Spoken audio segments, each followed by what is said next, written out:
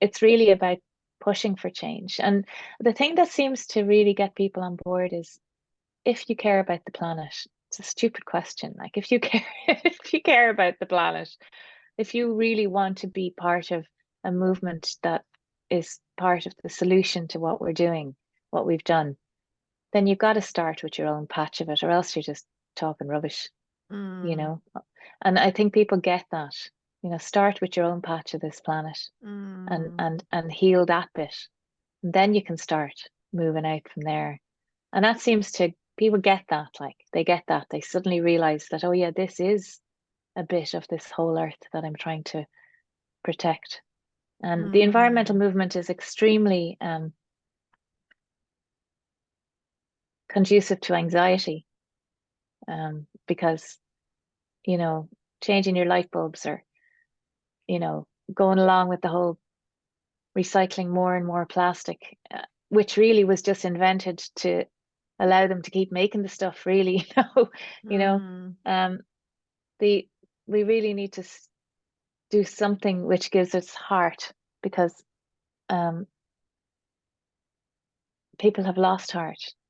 And that's the thing about building an ark, no matter how small your land, um, you have to try, you have to, what happens is that you restore hope in your own heart because how quickly nature recovers and how mm, desperate the creatures are, and they'll all turn up overnight in your land, even before anything really has happened, because it's almost like the land knows you've given it back. There's a sigh of relief, and mm, suddenly all these creatures turn up. It's just amazing. Like it is quite weird the way they just turn up. Um, like if you bring a drone up above my land, like here, I'm surrounded by industrial agriculture and, you know, commercial woodland on one side. And, you know, there's nothing living in those places. And the amount of life here is phenomenal. mm, I have everything from lizards to buzzards to badgers and foxes and dragonflies and frogs, everything. It's just amazing. Like we're missing like the wolves and the lynxes and the bears and I don't have deer here. But so we have to step in and become those creatures and carry out the services that the land is missing because of their absence. And that's why arcing is not like rewilding. Rewilding needs 1,500 acres or more, mm, to have a proper system in place or a restored ecosystem with all the different creatures involved. But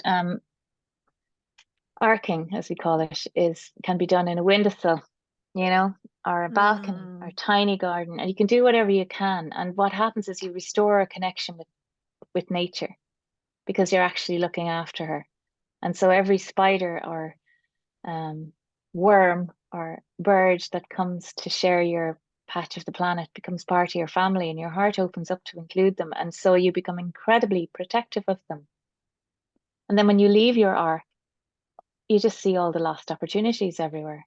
All your mm, neighbors' pristine gardens that cost an absolute fortune for some ridiculous reason because we're all chasing some experience of nature. So we spend more and more money on our landscapes to try and create it when actually you need to spend nothing. You need to shift your intention into one of guardian instead of gardener.